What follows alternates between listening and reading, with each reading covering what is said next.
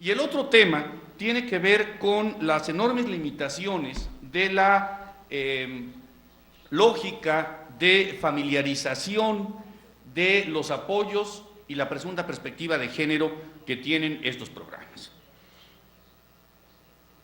En el año 2004 se agregó un componente al programa Oportunidades que fue la dimensión de adultos mayores.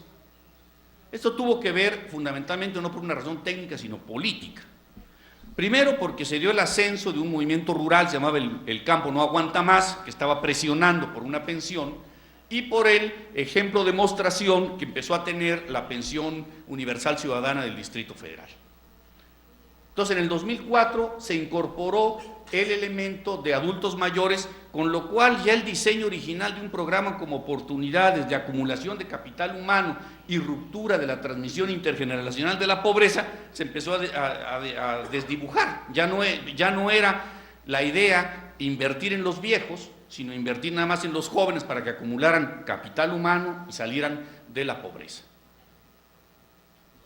Pero este esquema de que es la madre jefa de familia quien recibe los apoyos, y a esto se le llama empoderamiento y perspectiva de género, me parece que es reforzamiento de los roles tradicionales de género, yo les invito a que lean las reglas de operación del programa Oportunidades, son grandes, de letra pequeña, en donde vienen las obligaciones de los beneficiarios.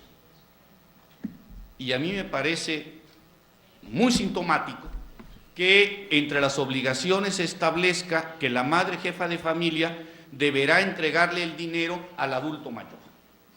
Esto es un proceso de infantilización del adulto mayor, es decir, es el hijo, es el padre quien es el beneficiario, pero quien recibe el apoyo es la hija, y entonces el adulto mayor tiene que ir y solicitar que le otorguen lo que debiera ser una pensión para el propio adulto mayor. Pero además se establece que el adulto mayor perderá el beneficio si abandona el núcleo familiar.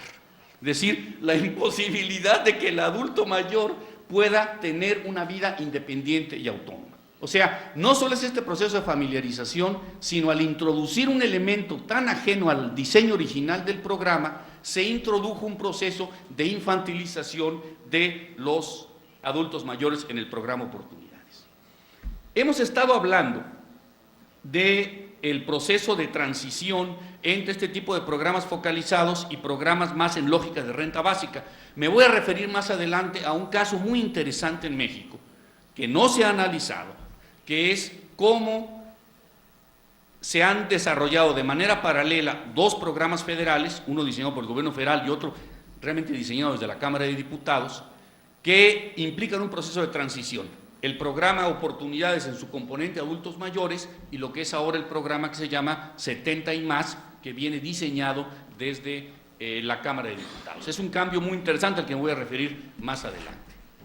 No obstante, en América Latina tenemos iniciativas, 3 minutos, más o menos emparejadas filosóficamente con la renta básica, como es la pensión ciudadana del Distrito Federal, que tiene 520,000 personas ya, $65 mensuales, disminución de la edad a 68 años, universal y no condicionada. Inició en 70 años y disminuyó a 68. Tenemos apoyo económico a personas con discapacidad, que es casi universal, una beca universal de bachillerato, que ahí tiene el problema de que incluye una serie de condicionalidades, pero déjenme llamar la atención sobre este dato.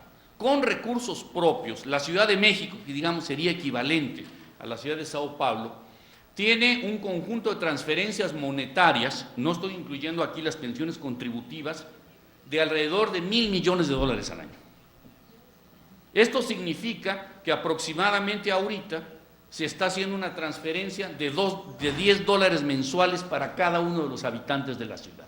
No es así, porque está concentrado en ciertos programas y actividades, pero es revelador de la construcción sin reforma fiscal, de una masa de recursos de un gobierno local, de un lugar grande, por cierto, pero un gobierno local, a fin de cuentas, en el cual actualmente ya hay en el presupuesto de la ciudad $1,000 millones destinados a transferencias, la mitad de ellos a un programa que es universal, no condicionado y establecido como derecho en la ley.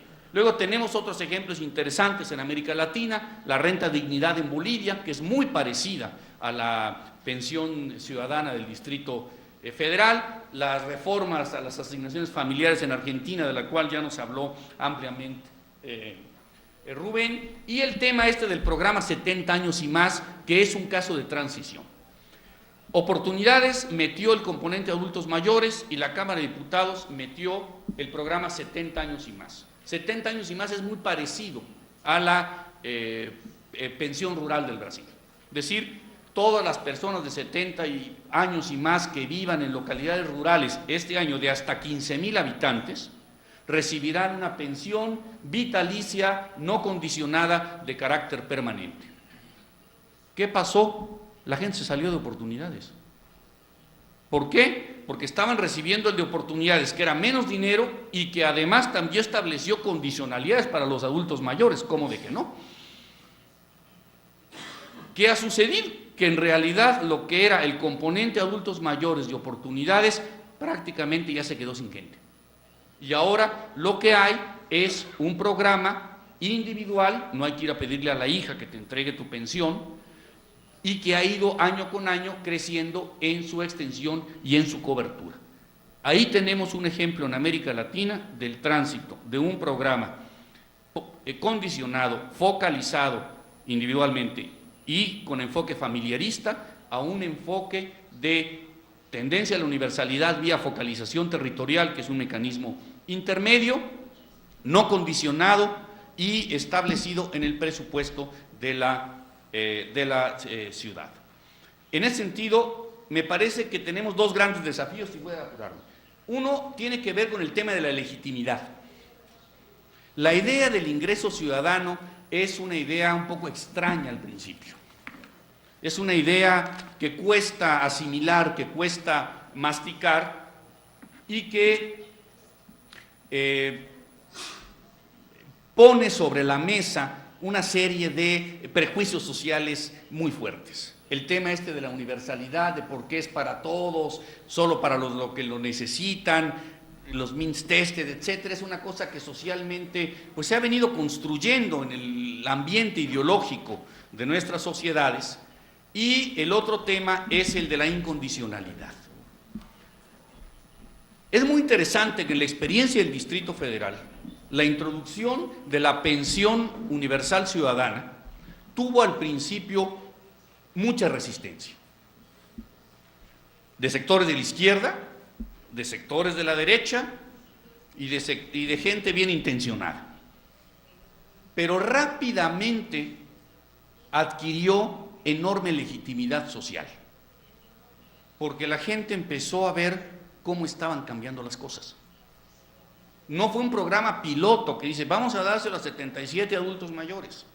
No, el primer año se le dio a 150,000.